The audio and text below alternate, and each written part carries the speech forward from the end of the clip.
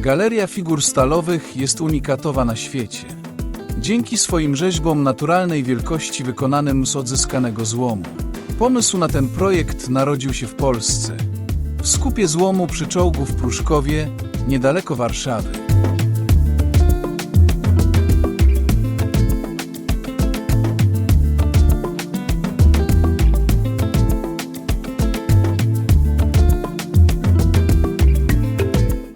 Twórcą projektu jest pochodzący z Polski José Mariusz Olejnik, który od 2011 roku stara się rozpowszechnić swój unikatowy projekt na całym świecie. To właśnie w skupie złomu jego zespół stworzył pierwszą rzeźbę. Był to stolik kawowy wykonany z silnika V8.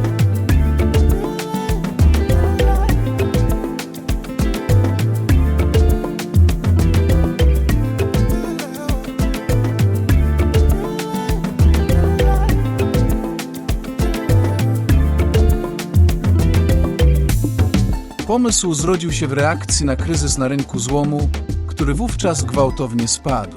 Mariusz Olejnik zastanawiał się, jak wykorzystać dużą ilość złomu, aż wpadł na pomysł wykorzystania części odzyskanego złomu do stworzenia dzieł sztuki w postaci stalowych figurek.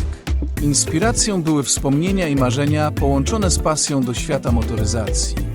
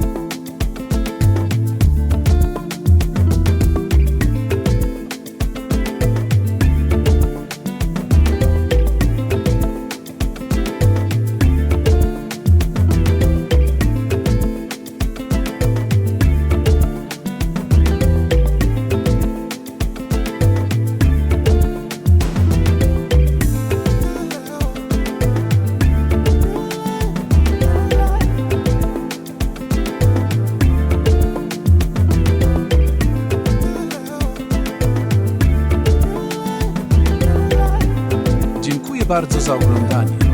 Zapraszam do subskrypcji i śledzenia kanału. Podobało się to, daj łapkę w górę.